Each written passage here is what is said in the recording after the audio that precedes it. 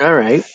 Good afternoon, good morning, good evening. Where you're watching this video, I'm back with another one, and this one is more interesting to me, and I'm fascinated by the 1960s and in particular JFK and how his presidency would have gone if he would have survived and not been assassinated in 1963. Anyways, I found this account called JFK Files, and the name of the video and the name of the title there and everything has been inspired by this account. So make sure you go follow the account if you haven't already, because it's a lot of fascinating stuff about JFK and his presidency and his assassination, all that stuff. So the account it's at JFK Files. So let me just show you. Get rid of my face. There it is, right there. Hold on, let me make this a little bigger. Uh, Let me see that big enough. Yeah, it's big enough. It says it's at files JFK. Make sure I'll link this tweet. I'll link this tweet in the description below. So if you haven't followed this account, go ahead and follow it. I mean this. So this is what the tweet says. If I play the video, it's like 3 minutes long. 1960s great. What if JFK would have what JFK done? What what would JFK have done about Vietnam? This call between LBJ and McNamara, recorded 3 months after the assassination, seems to lean the record in one direction. JFK didn't want to be dumb. LBJ didn't want to be a coward. So, so basically, what that's saying is like JFK would have very likely not gone into Vietnam the way LBJ did. So that would have changed history majorly. That would have changed history a lot. So let's see. Let me see. Okay, we're good here. So let's play this real quick. It's about 3 minutes, 2 minutes long, 2 minutes 42 seconds. It says. So let me just make sure it's the beginning. So I'll just play this and I'll give my final thoughts at the on the other side. So let's do this. Needs freedom. Does that sound familiar to you guys? Because that's what we said about every other war in the 20th century or 21st century. Afghanistan, Iraq, Syria, uh, Ukraine. We talked about how they deserve their freedom too. And I can't remember all the wars we're in, but I'm pretty sure every war in the 21st century that we're in, Libya, another one, every single war that we've done, every single military action we've done in the 21st century, all because hey, we gotta give these countries freedom. They need their freedom. So that sounds very familiar if you're around today.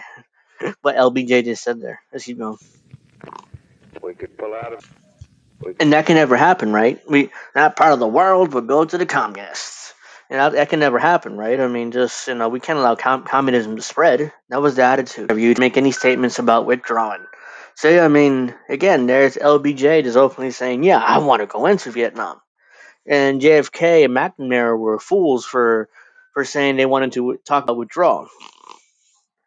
So how dare he, right? I mean, Jeez, I mean, this is a predecessor of not predecessor, but this is a look into the beginning of his presidency. It's like his entire presidency was completely marred by being bogged down in Vietnam for years. See, you and the president and JFK thought otherwise, and I just sat silent. There, see, he's the VP, so it doesn't black and Hispanic, but yeah, but I mean, your children have to die in order to protect capitalism and to protect the multimillionaires at that time. Isn't that great, right? That's basically what they mean is propaganda, and that's what they're trying to do.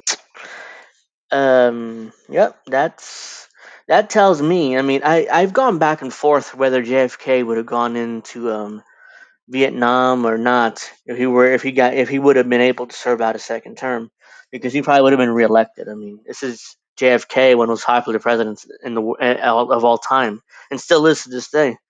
So there were times where I thought, yeah, he probably would have gone in, and there are other times like, no, I don't think he would have. Then now listening to this, first time I heard this, it makes you realize that his instincts was not to go, and he's probably right. He was right. Look how a disaster Vietnam turned out to be. So I'm just fascinated by the whole JFK conundrum of the '60s. It's like it's LBJ criticizes. Okay, this has really heard this about withdrawing 1964. Oops, let me not play that again. Well, let me get back to myself here. Here we go. Yeah, I mean, it shows everything there. I don't think JFK would have gone into Vietnam, and who knows, and millions of young young men would still be alive today, most likely, not gone through that horrifying war. Well, before I end this video, this is a perfect time to tell the story because I would have been nearly affected by Vietnam if my father would actually gone. It's 1960. My father's born in 49, so it's 1963 or 4 when he was 18, 19 years old. He was drafted to go to Vietnam. He lived in Puerto Rico at the time, so he was drafted to go into the war. He ended up going to the army base in Vieques. I'm pretty sure I remember correctly because it's been a long time since I heard this story. So I get some facts wrong. I apologize, but there's not much you can do about it. But I'm pretty.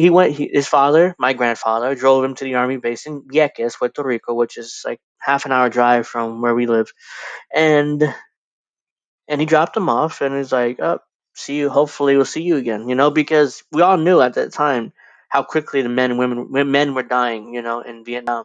So it was basically a goodbye. Like hopefully you'll come back, but. Anyways, he goes into the room. The commander, the sergeant, whoever's in charge, basically orders all the men to strip butt naked. So they all strip butt naked, all of them in one big ass hall. Like the size of a couple football fields, and they'll check them one by one. They check their balls. They check they check everything basically, and everybody has their arms out like this. So eventually they get to my father, and he's scared shitless. Of course, he's like 18, 19 years old in 1964, 60, whatever, 63, 64, something like that. I don't remember the exact year, but he was only 18 years old, and they check him, and he's like, and he does this with his arms, and apparently he has a defect. He had a defect in both of his arms where he couldn't properly do this the way most people can.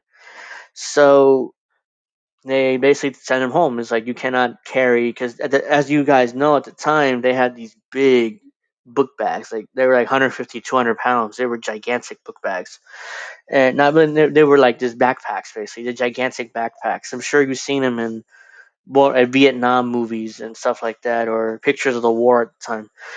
So they sent him home. So I was like, okay, good, thank you. And he walked out. As soon as he walked out, I mean, as soon as he got away from the base, he was jumping up and down in the air, like, oh, thank God for these defects. It's the best thing ever happened to me. So he got to a phone. I don't know how, but he was able to. He got to a phone, one of those switch booth things they had in the '60s, and he explained to my dad, like, hey, I mean, come, or my grandfather, come pick me up. I'm not going. And they sent me home. It's like, okay. Like, oh wow, that's good. La, la, la. I came back home. And I was born in 1986, about 20 years later. So if my father would have gone, I'd be probably not be here or be here in a different version. You'd be seeing me in a completely different version. So I wouldn't be this version right here. So it's a butterfly effect. Very interesting story there. At least I think. Well, that'll do it for this video. I hope you guys enjoyed this one. I don't think that JFK would have gone into Vietnam as all in on Vietnam the way LBJ did. Tell me what you think in the comments, though, after watching that video. I'll link the Twitter account in the description box below for you guys to check out for yourselves and to follow the account because I recommend following that account just like I recommend watching all the videos and stuff that he or she, I don't know who really who runs the account, has on the account. So make sure you follow JFK Files on Twitter. It's at Files JFK. I'll link this in the description box below, so it'll be easier for you to find. And make sure you follow me on Twitter. Make sure you subscribe. My Twitter is, hold on a second. Let me actually pull it up so I don't. There you go. That's my main account at Angel008. My backup at the bad guy AR. Follow both accounts because I don't know if my main account's gonna get banned at some point. 'Cause I'm sure it will. Hope you guys enjoyed this video, though, and I hope to see you guys soon. Have a nice rest of your day.